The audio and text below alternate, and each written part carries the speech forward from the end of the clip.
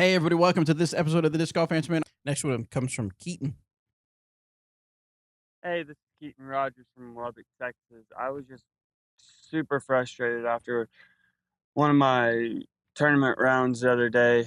The first round went great. Shot my first tournament round under par, 5 under, and I was second going into the second round by 1 stroke. And man, I don't know if y'all have ever been in that situation. I'm sure y'all have. That is hard not to count strokes. Well, of course, I got caught up counting strokes, and it was just hard to come back from that first hole. I gave him a stroke. That's all I was thinking about. And the round just fell apart from there. I mean, just any advice y'all can give on just not counting strokes when you're just 1 back. That's the hardest thing to do for me right now is my mental game.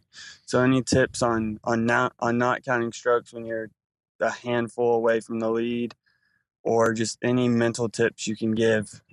Thanks for all y'all do. Catch you later.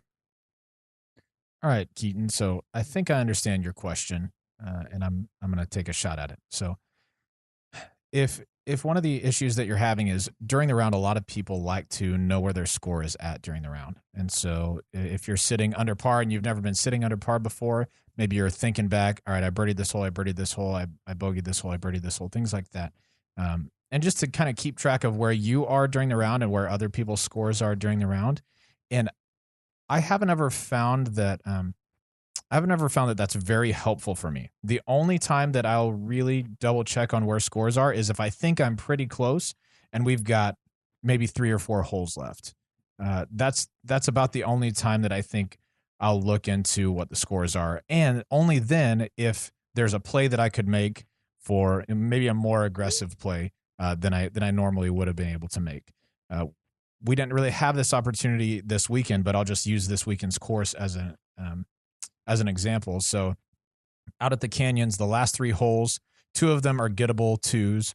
One of them is a par 4 that it's 540 or 550, 560, somewhere in there, where people have gotten 2s on it before, just with a huge drive and a big putt or something like that. So let's say I was within 1 of the lead and I looked at the scorecard and saw that I was within 1 and maybe my competitor laid up or played really safe. Maybe I try to take a little bit more aggressive line to get a long jump putt at that basket. But across the board, I'm almost always going to be playing for birdie, right? And so very rarely am I thinking, well, I got to go for the ace or something like that. Unless it's a hole that I had planned on playing for par and I know I need to grab a stroke. Most of the time I don't want to know where I'm at score-wise until the end of the round because it doesn't help me. It only makes me think about it more. It only makes me think, oh, well, this is better than I've ever shot before. I got to keep it going. Well, as soon as you've done that, now you've lost focus. Yeah. Or, man, I'm several behind. I really need to push. And usually when you start pushing is when you get in trouble. And so the best thing to do is just forget about your score. When you get to the end of the hole, say the number that you got on the last hole and move on to the next. Honest to goodness, until we finished either round this weekend, I had no idea what my score was. I knew that I had birdied some holes. I knew I had a couple of bogeys, but I couldn't have even guessed at a number. So, and that helps me just to keep my mind clear and to be able to focus on the task at hand. I like that. You know what I was thinking was, we actually get this question a lot. This question comes up a lot at clinics. This question comes up a lot here at Disc Golf Answer Man. One thing that I want to, that's not really disc golf related, is the answer. I think can be experience. Mm-hmm.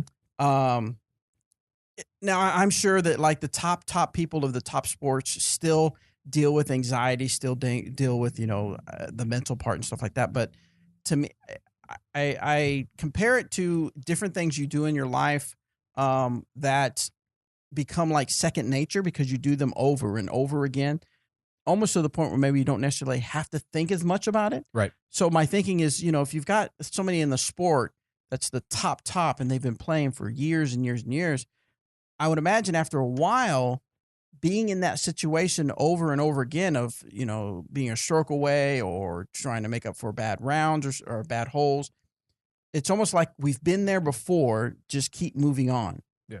And so having that experience, now I know some of you are thinking, well, I just started playing, but you just got to know my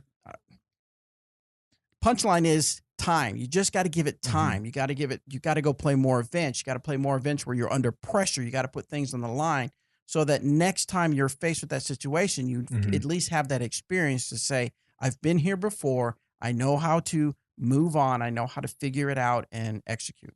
Yeah, I agree with that. And everything at a tournament, the first time you encounter it is a new experience that you're not prepared for. I promise. The first tournament that I played, I'd been playing disc golf for a couple of years.